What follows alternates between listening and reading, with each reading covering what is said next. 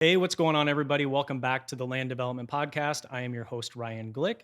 And if this is your first time joining the show, our show is dedicated to having on individuals associated with the industry, hearing more about their origin story, and then getting into some of the projects that they've worked on in the past. And today I am excited to be joined by Karie Kading Ramsey with Kading Properties. Thanks for joining me, Karie. Absolutely. Thanks for having me. Absolutely. And where we usually start is digging into kind of your background and how you got into the industry. And one of the first things here that I was just making note of, obviously, Kading Properties is a family business. Correct. And so, with Kading Properties being a family business, what was your first involvement with the company? Like, how early did you get started in the family business? Well, I would say since birth, really. When you have a family business, everybody contributes.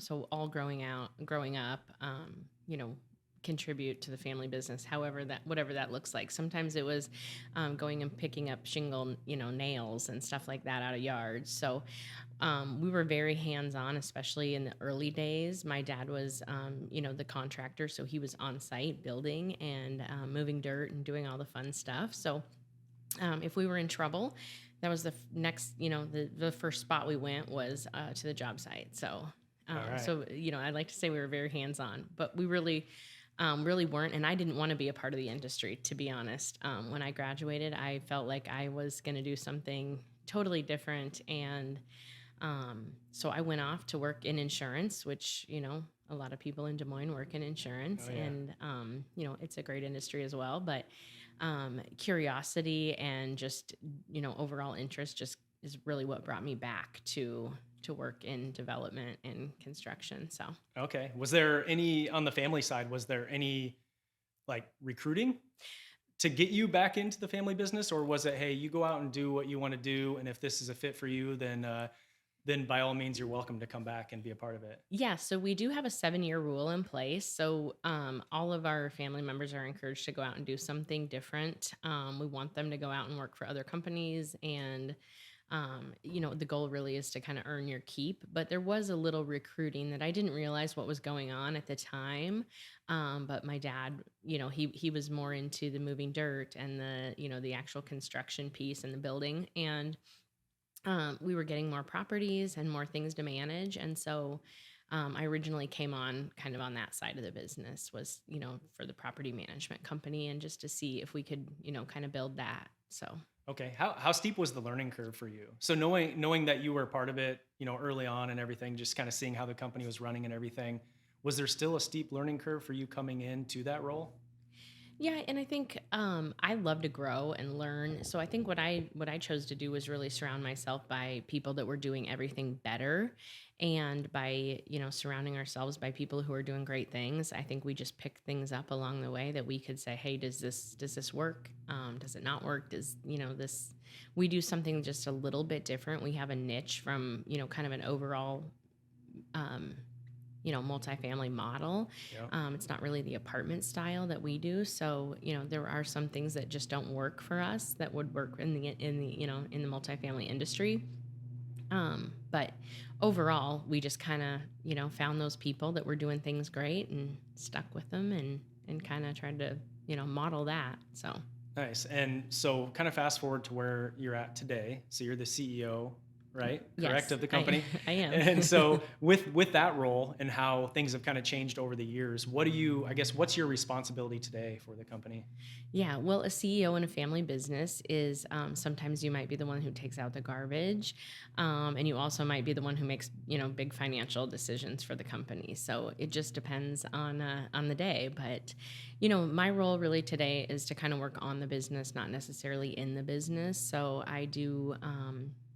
I get to do a lot of fun stuff, all the way from acquisition development pieces all the way to the end user and the resident, and making sure that they enjoy their time living with Kading. So Yeah. And so we kind of, we're talking about Kading Properties a little bit, but can you give just an overview of, for those who don't know what Kading Properties does or who Kading Properties is, can you kind of give the overview of the company? Yeah, so we are a land development company first. We have a full scale infrastructure team that puts in all of our plumbing and all of our roads, all that fun stuff. So we generally do all of that stuff in house, and then we have a construction company, and they build exclusively for Kading. So they don't do any outside construction, but they just build exclusively for us, and they build our townhomes. And what we put up is townhomes. Our niche is the workforce class. We want to have those first time teachers. We want the plumbers. We want, you know, maybe safety folks, in communities. We want the friends, that are really making the community work. Yeah. And that's who we're really, targeting. Nice. And for those of you listening in, you may hear some lawn mowing in the background here. It always seems to happen, when you start a podcast that they decide to mow today. It's a nice day, so why not? Um, but one thing that I've noticed is that it seems like the company is very vertically integrated with the whole process from development all the way through. Was that? I mean, clearly it must have been a conscious decision to go down that path. What was the thought behind that? Yeah, I would say it's very much by design.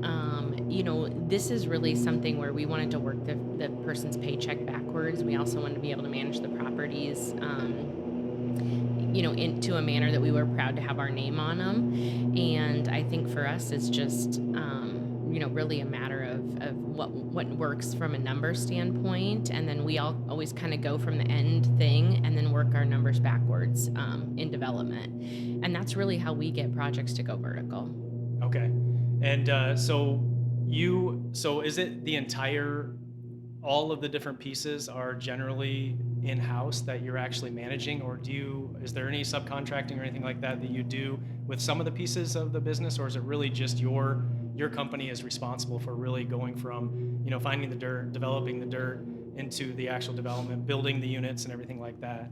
Yeah, so we do all of we manage all of the construction, but we're relying on lots and lots of people, within the community, Yeah. really all over the state, if you will, and even folks outside the state, as well. But there's a lot of people playing a role. We probably have around 800 vendors now that we rely on, all the way from Wow. site selection and acquisition, all the way to the permanent financing and then overall property management. So yeah, we have a lot of vendors all over the state of Iowa. Okay, so what are some of the challenges with that? That's a big operation that you have going on. What are some of those challenges that you find dealing with from a day to day or project to project standpoint?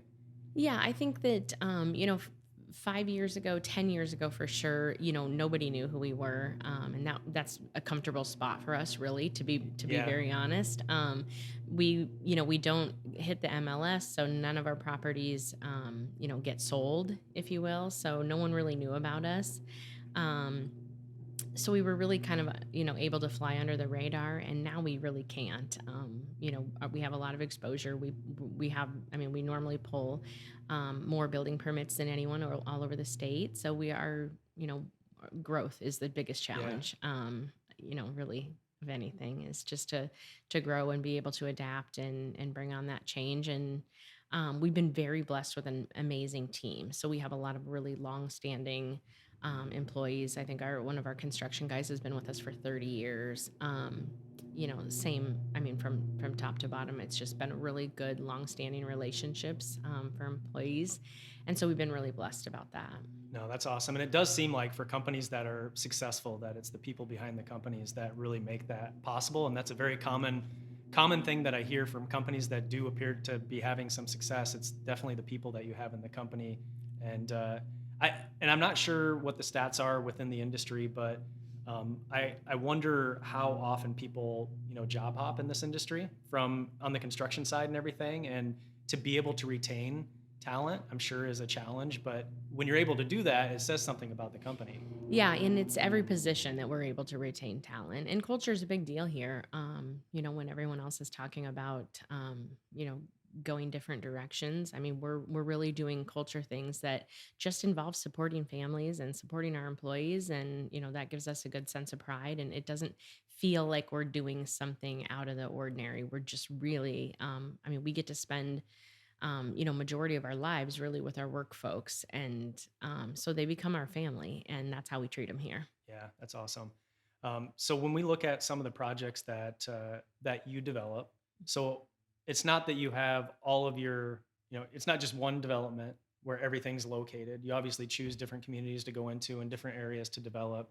When you think through all the different projects that you've been a part of, are there any of those projects or communities that you've developed in that kind of stands out in your mind as maybe either the most challenging or maybe one that was the most impactful to the company or to you personally that you could share some information about? Yeah, each deal comes with its own set of challenges. I think one of the most challenging ones that we've had here lately, we did a project in Storm Lake, which is 2.5 hours away. That was definitely a challenge. But you know what? It's been a really rewarding project. The project filled up. Which I mean, historically, we always have COs and we have someone waiting in the driveway to move in. That's very common for our product, but we knew that there was a huge need in Storm Lake for housing, and we were able to deliver on our promise, and just really look forward to seeing how that project flourishes now. So, but Yeah. comes with a lot of challenges being that far away. And I'm one who, if there's an issue somewhere, I like to just go out there and check it out myself. I drive around with heels and work boots, so whichever day it needs to be, I'm in for it. And so it was really hard to drive 2.5 hours, Yeah. to solve a problem. So it was a lot of talking through things and trying to figure it out that way. Nice. And so are you, I guess we didn't really talk about this in the outset, but Kading Properties, is it Iowa only, or do you have any developments outside of the state, or is it really just focused in Iowa? Right now, it's focused in Iowa. Okay. And then from that project to maybe others that are located, what kind of goes into when you're going in and looking at a community to develop in? I'm curious how the city itself is involved in that decision as far as the relationships that you build with the community, whether it's the city planners or whoever you go in. I'm just curious what your approach is as far as like, interacting with those individuals. Yeah, currently what we're doing is they're contacting us. So Okay. they're calling us, either the community itself, being the city or an economic group, or sometimes even the local employers are contacting us and trying to recruit us for housing because they need to make sure that their folks live right there in that community where they work. And so they want us to be present there so they can make sure that that happens. Okay. And one thing that you hear different people talk about for whatever reason, the build to rent, you know, industry is can be polarizing with different people in the land development industry from, hey, we've got a housing shortage, we need more homes. And then some people will say, well, build to rent doesn't solve the problem of needing more homes. And this is something we were obviously talking about before we started recording here, but I'm interested to get your perspective on that because it's obviously it's the business model and it's what you're building here, and there clearly is a need. Otherwise, you wouldn't have a business. So, what are your thoughts on that as far as like people who may think that build to rent is not providing help in the housing shortage issue that we have? Well, I guess, I would just challenge that. I believe that we need all types of housing. So we need, low to moderate income. We need workforce. We need, the higher end houses. We really need all types. And there's definitely the need because we see people standing there waiting to move into their property upon occupancy permit. But really, I mean, I think, people who do high end homes, they will look at our product and kind of snub their nose. But at the end of the day, the people who make our community work are the folks that we're leasing to, Yeah. and they rely on those folks to be here in our community working, and they're buying their products, or they're counting on their services, or to teach their children. So um, for me, it just feels like a very shallow-minded Yeah. approach to thinking. But I guess if maybe they're not looking through my vantage point, but we like hardworking folks, and we've always prided ourselves on making sure that we stay in that working, very hardworking category, Yep. and it definitely serves us well. So Yeah. No, it makes sense to me because I mean, I'm of the mindset that kind of exactly what you said, where there's a need for all types, and Mhm. there's people that are different in different areas of their life where, buying a home is feasible for them. Some it's not as feasible. Some, there's certain trends that we were talking about that some people don't want to buy. And so Yeah, for those I mean, people, yeah, and we're watching those East Coast, West Coast trends, and leasing is trending. I mean, home ownership is on the decline. I mean, I know with my two children who are, popping out here into the working world, they aren't interested in owning homes right now. They don't want to, they don't want the burden. They don't want to mow. They don't want to repair things. They really want to travel, and they want to, be able to go out to dinner and things like that. So yeah, we see our cultures are definitely changing, and home ownership is on the decline, and some of that is due to expense. I mean, the expenses of building a home is expensive. I mean, if you take our communities for example, and you take the average paycheck, a lot of people can't build in can't live in a $350,000 home, and it's pretty tough to build something under that.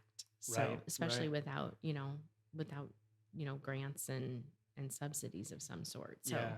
And those $350,000 homes aren't the same as what they used to be either. not at So, all, not at so all. yeah. So, yeah. Okay. So when you're looking ahead to, I guess, the rest of this year and into 2025, I guess, what are some of the plans upcoming or things that you can share related to what Kading Properties has in store for the next rest of this year and into 2025? Yeah, so we are actually currently looking to develop in 26 and 27 right now. So our Okay. calendar is completely full through that time.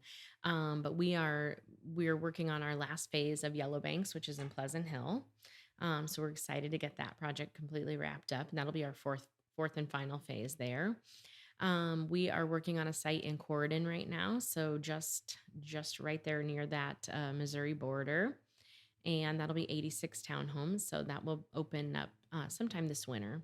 We anticipate that opening, and we're breaking ground in a few weeks here on a Boone site. So Okay. really excited. A lot of really interesting and fun things are happening in Boone. So really excited to be a part of that growth.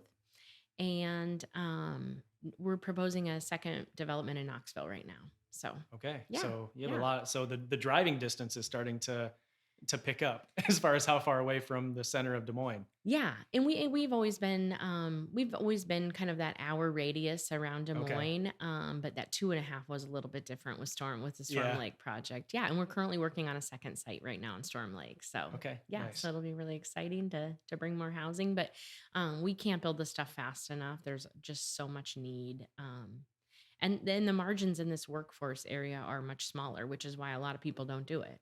Um, Yep. you know, Yeah. No, it makes sense. And I guess kind of shifting into the last section that I like to do here is something that a lightning round section. So okay, basically, I have 5 questions that I had put together coming into this that I'll just look for a quick answer, maybe like 60 seconds or less on your thoughts on these different topics. So first one, what's the biggest lesson learned that you've experienced in real estate? wow, nothing stays the same. Um, and then everything does. So the same problems that we were talking about 20 years ago, we're still talking about them now. So, and then it's just ever changing. Every day is different. Yeah. All right. Second one, how do you start your day to make it most productive for you? Normally I get up and I journal. So I do a lot of journaling. So I journal. That's the first thing that I do every single day. Check my emails, unfortunately, is my second item. But some days I get up and I, go out and walk or I work out. But every day every day when I check my emails, I also check my um what we have, like a company login where we can see any milestones. So that would be any of our employees' birthdays or length of how long they've been with Kading. So I always like to celebrate folks. So most of the time I'll shoot a text or a call. I like to sing happy birthday. So All right. yeah. That's unique. Yeah. All right. What is your favorite part of your job? The people. It's always the people. It's meeting community needs. It's seeing our staff grow and really just kind of overall, watching people grow. Yeah. Nice. All right. What is a lot of this just seems like it's all revolved around your career and everything here. But next one is what's the best piece of advice that you've received in your career? Maybe specific to real estate. As you got into real estate, what's a piece of advice that you received that kind of stuck with you? Yeah. I think really the biggest thing is just to always be open-minded. And to some the point of some of your questions is we really don't understand what everyone's doing all the time. But let's not judge each other's projects. Like I'm always, sometimes I look and say, "Oh, they're gonna do what there?" But then it ends up being really cool and interesting. So I think that, the more creative we are, sometimes the cooler our projects can be. So Cool. What does it mean to you to be a part of a family business? It gives me a great sense of pride. I mean, my parents worked really hard to get the company off the ground and to bring projects into the areas. And obviously, as we've been able to age, I work with my two sisters, so that's really fun to be able to, to kind of continue on traditions. And a lot of things are really unique and special that my dad had a hand in. One of his big things was he buys all the contractors lunch every single day, and that is something that we cannot take away because it is very popular and also shows just how important that their work is to us. And just little things like that we've been able to do as a company that we really hang on to and really honor. But it gives me a great sense of pride to work for a family business and No, be able to that's carry on lots of good traditions. So that's awesome. yeah, That's pretty cool. I bet they love they do, that. they do. All right. Well, I guess with that said, what's the best way for people to learn more about Kading Properties or to connect with you personally? Yeah, I mean, people can, follow us on LinkedIn, Facebook, Instagram. You can go out to our website. If you are a community that's looking for housing, we do have a drop down in the development section where you can fill out a template and we will contact you. But if they're looking to, contact me directly, probably go through LinkedIn would be the best way. Perfect. And I'll throw all those links on the show notes page for this episode. And with that said, we'll go ahead and come to a close here. Thanks again for joining me. This is Yeah, thank really you. interesting on a topic that I've heard a lot about, but I don't know a lot about. So it was great. So for all of you listening in, appreciate you joining. And if you're not already subscribed to the podcast, would appreciate you doing that. And we'll talk to you next time. Thanks.